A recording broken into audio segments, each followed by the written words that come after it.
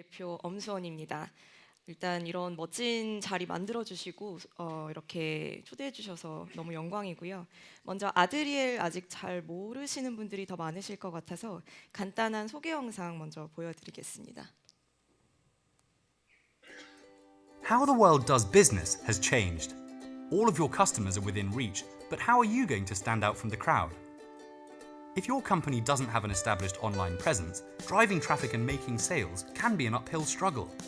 You can connect with customers online through ad campaigns with Google, Facebook, Instagram, and YouTube, but it takes time and expertise to get results.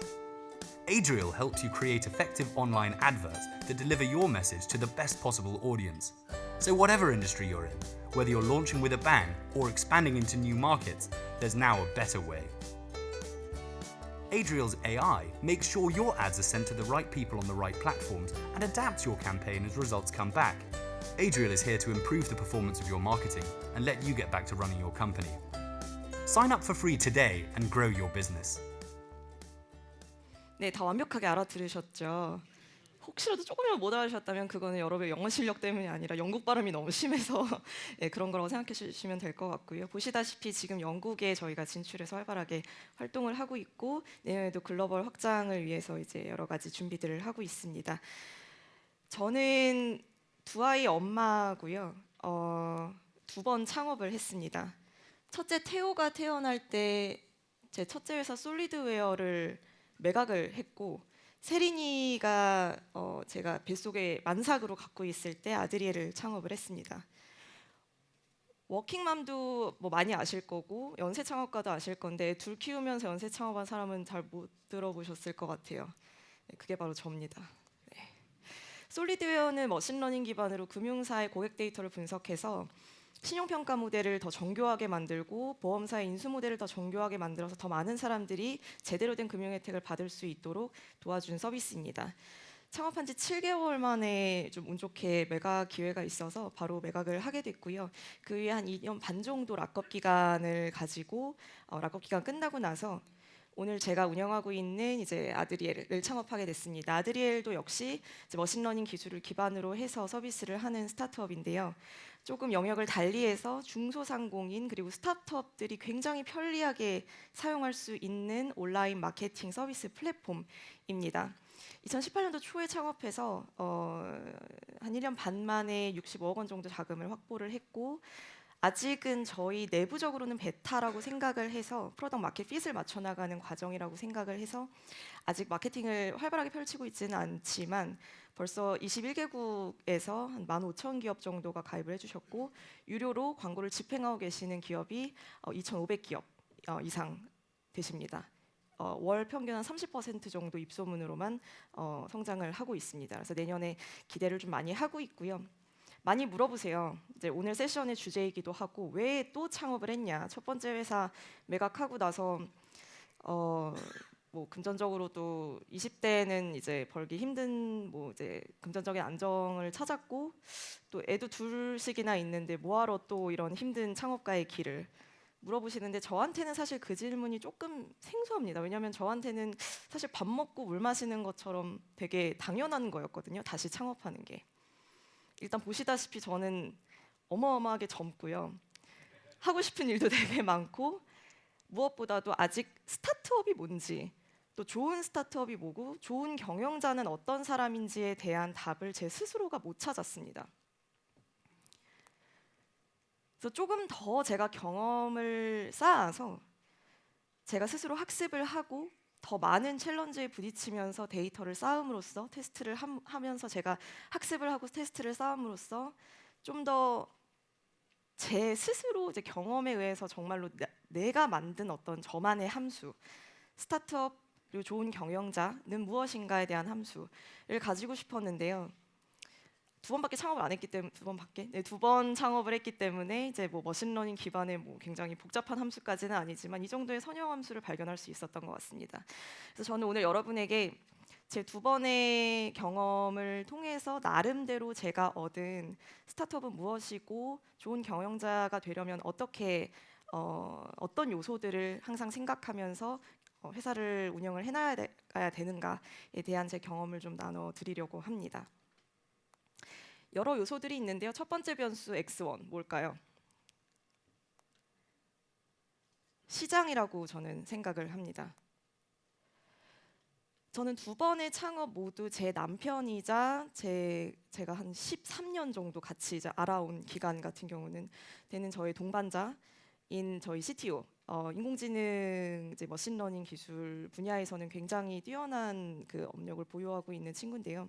이제 그 친구랑 저랑 뭐 운영을 두 번의 회사를 하면서 많이 싸우기도 하고 이견도 있었지만 단 한 가지 저희가 굉장히 잘 맞는 점은 끊임없이 시도하고 그 시도하는 과정에서 에러를 학습하면서 계속 발전을 해나가는 그 프로세스를 굉장히 좋아한다는 점입니다. 물론 두 번째 창업에서는 그 에러를 조금 더 최소화하기 위해서 노력을 많이 했지만 그래도 아직까지도 정말로 이거는 내가 어떻게 풀어야 되지? 정말 모르겠는 질문들이 생깁니다. 이제 그럴 때는 무조건 follow customers, 고객의 소리를 듣고 시장을 바라보라라고 저는 감히 생각하는데요. Y 컴비네이터 창시자이자 실리콘밸리의 구루인 폴 그레이엄 아저씨도 비슷한 생각을 갖고 계셨던 것 같아요. 팀과 프로덕트 마켓이 있다면 다 중요하지만 제일 중요한 거 하나를 꼽으라면 마켓이다. 왜? 왜냐하면 마켓이 없으면 아무리 훌륭한 팀도 결국에는 그 시장을 이길 수가 없고요.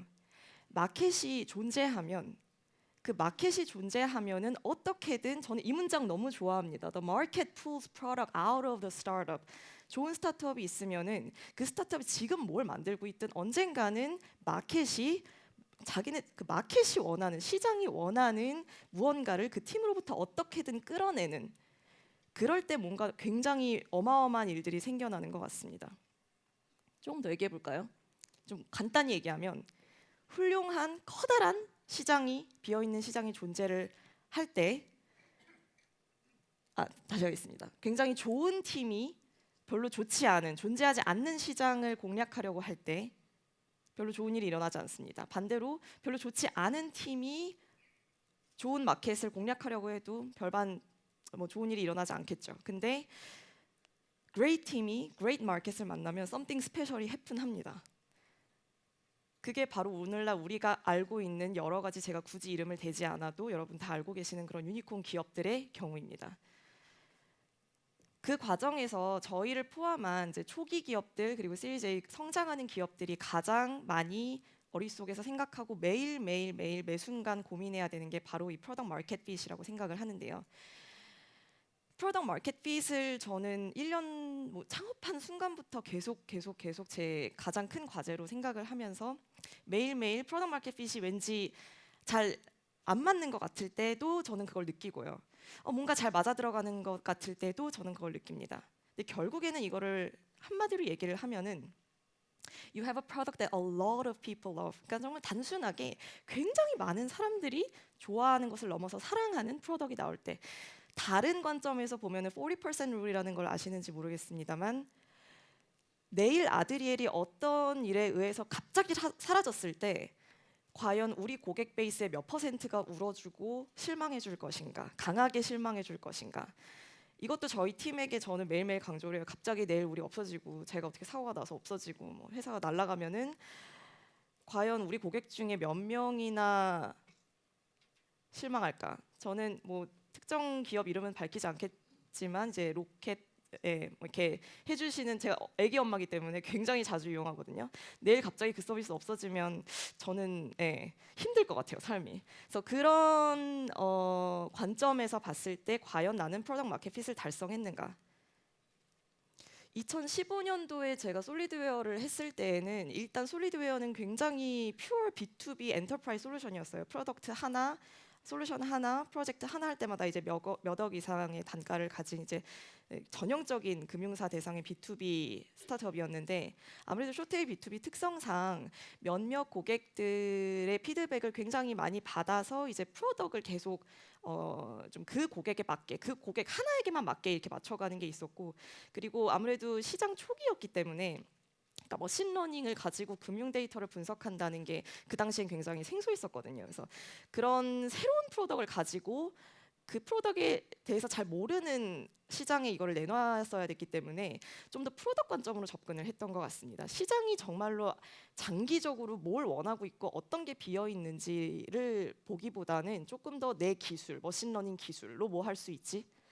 를 좀 더 생각을 했던 것 같아요. 프로블럼보다는 솔루션을 먼저 바라봤었고 피드백도 많이 반영을 하지 못했는데 그래도 이제 사업을 좀 하다 보니 이제 훌륭한 직원분들의 이제 말을 들으면서 프로덕트로 들이미는 게 아니라 우리 시장이 가지고 있는 각각 문제점 별로 보자. 신용평가면 신용평가, CRM이면 CRM, 뭐 사기 적발, 이상징후 적발이면 뭐 이제 그런 쪽으로 그 마켓의 니즈 관점에서 접근을 하기 시작했는데 이제 그때 제가 락업 기간이 끝나가지고 저걸 다 해결하지는 못하고 일단 나왔는데요. 그때 이제 제가 타겟 마케팅 쪽에 굉장히 많은 니즈와 일단은 돈이 굉장히 많이 있는 걸 보고 이제 창업을 하게 됐습니다. 아드리엘 같은 경우 2019년 제가 배운 게 있어서 서비스의 좀 빠른 런칭과 개선을 계속 반복해 나가면서 자연스럽게 PMF를 이제 달성해 나가는 기업 문화까지 형성이 됐고요. 저희 고객들이 저 이걸 너무 좋아하는데 저희 아드리엘 쓰시고 나서 한 줄 답변을 별로 안 하세요. 좋은데 뭐 이런 게 더 있으면 좋겠다. 제발 이것 좀 만들어 달라. 난 너네 거 쓰고 싶은데 이 기능이 없어서 도저히 못 써먹겠다. 제발 이것 좀 만들어 줘 하면서 정말 아까 제가 말씀드렸던 the market pulls the product out of the team을 당하는 느낌입니다. 전 그때 너무너무 스릴링한 감정을 느끼고요. 그리고 아까 말씀드렸던 40% rule 저희가 갑자기 저희가 페이스북 쪽에 광고를 이제 대행을 하면서 페이스북에 이제 광고 집행하는 금액이 좀 갑자기 늘어나면서 페이스북에서 그걸 애노멜리로 생각을 해가지고 저희를 블락한 적이 있습니다. 그때 약간 하필 추석 때였는데 그때 광고 집행이 제대로 안 이루어져서 저희 고객분들이 매출에 타격을 입고 있다면서 말씀을 그렇게 하셨을 때 좀 굉장히 책임감도 느끼면서 우리가 제대로 된 시장 존재하는 그것도 굉장히 크게 존재하는 시장을 보고 가고 있구나라는 어떤 확신을 가질 수가 있었습니다. 그래서 시장에 대한 거 얘기드렸고요. 두 번째 변수 X2. 저는 이거는 정말로 몰랐던 것 같아요. 2015년에는 그때 제가 처음이기도 했고 너무 다급했었고 좀 장기적인 어떤 문화를 생각하기보다는 좀 단기적인 성과를 강조하는데 좀 급급했었습니다. 그때 슬로건이 Get Things Done이었어요. 그러니까 물론 좋은 말인데 중요한데 기업 슬로건으로 하기에는 좀 부적절하지 않았나. 지금 2019년에 이제 아드리엘은 이제 솔리드와 같이 했던 멤버들에게 미안할 정도로 저는 좀 신경을 많이 쓰고 있습니다. 이제 모든 구성원 개개인이 아드리에서 일을 하고 나서 슈퍼스타가 될 수 있도록 다양한 성장의 기회를 제공하는 어떤 무대로서의 기업이 되어야 단기적으로도 장기적으로도 건강하게 기업이 성장을 할 수 있다. 일단 그거에 있어서는 제일 중요한 게 소통하는 문화인 것 같고요. 이거는 CEO가 정말 열심히 해야 되는 부분인 것 같습니다. 그래서 개인이 가지고 있는 어떤 성장에 대한 욕구, 개인이 뭘 하고 싶은지 도대체 회사에서 시켜서 하는 일이 아니라 뭘 하고 싶은지를 보고 그 커리어 골에 맞는 가이드를 회사에서 데일리 태스크로 그리고 장기적인 개인적인 미션으로 이제 제시를 하는 게 굉장히 중요하다고 생각을 하고요. 또 방금 보셨듯이 아드리엘은 굉장히 다양한 국적을 가진 멤버들로 구성이 되어 있는데요. 이런 다양성을 가진 기업은 누구도 풀지 못한 새로운 문제에 직면했을 때 그 빛을 발합니다. 다양성은 진짜 답 없는 문제 해결에 너무 많은 도움이 돼요. 이거는 비단 국적적인 것뿐만이 아니라 개개인의 성향, 성격, 관심사, 성별 다 해당이 되는 것 같습니다. 그래서 이 다양성을 존중하는 문화도 굉장히 중요한 것 같고요. 무엇보다도 그래 다 재밌자고 하는 거지. 아무래도 이것도 연쇄 창업가로서 가질 수 있는 특권인 것 같아요. 한번 창업을 해봤으니까 뭔가 좀 더 여유 있게 그래 다 재밌자고 하는 거지. 좀 수치 내려가도 괜찮아. 오늘 소주 마시자. 이러면서 이제 다 같이 으쌰으쌰 하고. 근데 CEO가 좀 행복이나 어떤 즐거움보다는 당장의 일과 회사의 재무 상태에 좀 찌들어 있으면 될 일도 안 되는 것 같아요. 그래서 그런 기업 문화도 굉장히 중요한 것 같고요. 그리고 제일 중요한 거는 저는 이게 기업에서 얘기하는 복지 중에 가장 중요한 게 결국에는 저 합리적인 문제 해결, 합리적인 의사 결정 과정을 CEO가 보여주는 문화가 기업의 가져야 되는 가장 큰 복지라고 생각해요. 왜냐하면 저게 이루어져야 결국에는 다양한 뭐 제도적인 어떤 복지들이 결국에는 의미 있게 탄탄하게 이제 쌓여갈 수 있다고 믿기 때문입니다. 그래서 제가 그런 어떤 합리적으로 의사결정하는 거를 말뿐만이 아니라 행동으로 보여주면 굳이 그 다음에 마이크로 매니지먼트가 필요 없어지는 것 같아요. 팀장 레벨, 그 다음 레벨도 알아서 기업의 미션을 이해하고 따라주는데 막 .ai에서 .com 회사로 우리 서비스 회사로 가자라고 얘기를 했을 때도 귀찮은 일이 되게 많을 텐데 이것저것 많이 바꾸고 이 의미가 무엇인지, 그러니까 우리가 서비스 기업이 된다라는 게 기술 스타트업보다 글로벌 서비스 기업이 된다는 게 어떤 의미인지 모두들 진심으로 공감을 하고 그 합리성과 논리성에 공감을 했기 때문에 오히려 직원들이 그럼 이것도 더 바꿔야 될 것 같아요. 이렇게 하면 더 좋지 않을까요? 의견을 더 제시를 해줍니다. 이제 뭐 프라이어리티를 일에서 어떻게 이제 정할지 뭐 이런 것들도 굳이 제가 나서지 않아도 이제 직원들이 알아서 이런 거를 움직여 줄 정도로 어토노미가 생겼고요. CS 어렵잖아요. 굉장히 힘든 일인데 CS 팀장이 오히려 우리 CS 더 강화해야 됩니다. 하면서 왜냐하면 우리는 소상공인을 돕는 서비스 회사니까 먼저 의견을 줍니다. 제가 그리고 싱크대 뭐 버리지 말라 그랬더니 알아서 이런 걸 또. 근데 결국에는 가슴 뛰게 하는 문화를 만들어주는 게 중요한 것 같아요. 저희 회사 브랜드 미션이라고 볼 수 있는 성장 그 이상의 성장. 우리는 소기업의 성장을 돕는다. 광고를 하는 회사가 아니다. 우리는 소기업의 성장을 돕는다. 결국에는 그 회사의 미션이 구성원을 가슴 뛰게 하고 그들이 스스로를 되게 자랑스럽게 스스로가 하고 있는 일을 자랑스럽게 여기는가. 이거는 또 일이 재밌고 뭐 팀이 재밌고 뭐 돈을 많이 벌고 이걸 떠나서 결국에는 이 사람이 장기적으로 우리의 구성원으로서 같이 갈 수 있게 하는 가장 큰 동력인 것 같습니다. 파운더에게도 마찬가지고요. 마지막 변수는 지치지 않아야 되는 것 같습니다. 지쳐버리면 뭐 시장이든 기업 문화든 뭐든 다 사상누각이죠, 사실.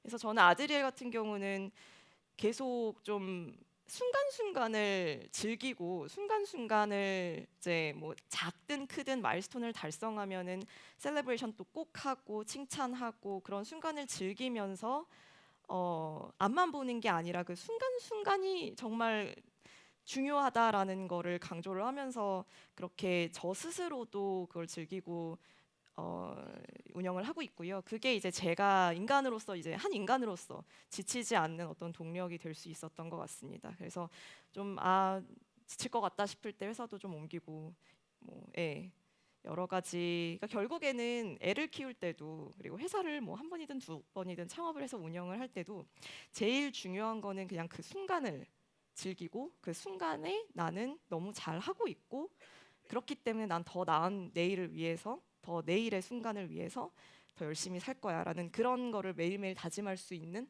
그런 여유와 어떤 스스로에 대한 자부심. 그래서 지금 시장, 기업 문화, 존버근성 이제 세 가지 요소를 말씀드렸는데 그래서 결국 제가 이것들을 통해서 달성하고자 하는 이 Y라는 건 도대체 뭘까? 이게 성공인가? 저는 성공이 아닌 이제 성장이라고 생각합니다.